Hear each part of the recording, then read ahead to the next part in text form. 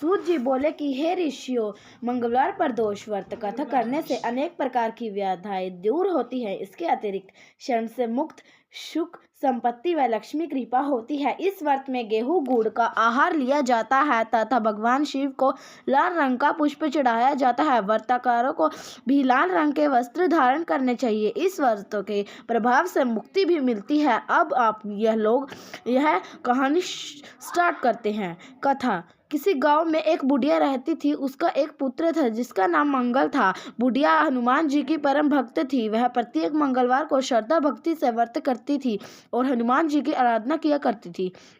मंगलवार को वह ना तो घर को लीपती थी और ना ही मिट्टी खोदती। हनुमान जी को वह गेहूं गुड़ के चूरमे का भोग लगाया करती। इस प्रकार व्रत करते हुए बुढ़िया को जब काफी समय हो गया तो हनुमान जी ने सोचा कि क्यों ना उनकी परीक्षा लिया जाए। अतः वे साधु के वेश में बुढ़िया के घर पहुंचे और वहां खड़े होकर पुकारने लगे कि अगर कोई हनुमान जी का भक्त है तो मेरी इच्छा को पूरा करो।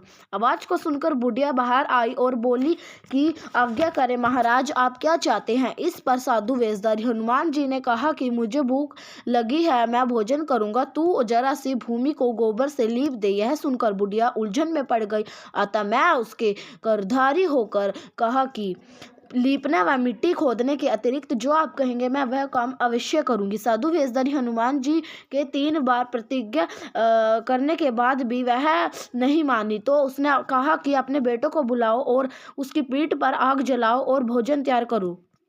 बुढ़िया ने जब यह सुना तो उसके पांव तले जमीन खिसक गई, लेकिन वह प्रतिज्ञा थी। अतः उसने अपने पुत्र मंगला को बुलाया और साधु को सौंप दिया। लेकिन साधु वेशधारी हनुमान जी थे, वह क्या मानने वाले थे।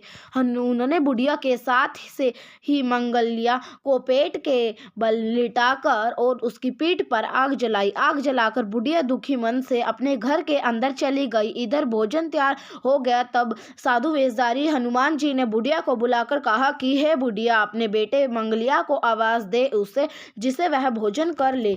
यह सुनकर बुढ़िया रोने लगी। फिर आंसू पोंछकर बोली कि महाराज, मेरे बेटे का नाम लेकर मुझे क्यों दुखी कर रहे हो। साधु वेशधारी हनुमान जी नहीं माने तो विवश होकर बुढ़िया ने अपने बेटों को पुकारा। पुकारते हुए मंगल दौड़ता हुआ उसकी माँ के पास आया। मंगलिया को जीवित देखकर बुढ़िया को बड़ा आश्चर्य हुआ। फिर वह साधु वेशधारी हनुमान जी के चरणों में लौट गई। तब हनुमान जी ने अपना वास्तविक रूप प्रकट किया और बुढ़िया को दर्शन दिए। हनुमान जी के घर में देखकर बुढ़िया ने अपने जीवन को सार्थक समझा। मंगलवार पर दोष व्रत करने वाले के घर में भी ऐसे ही हनुमान अवश्य आए। जय हनुमान की।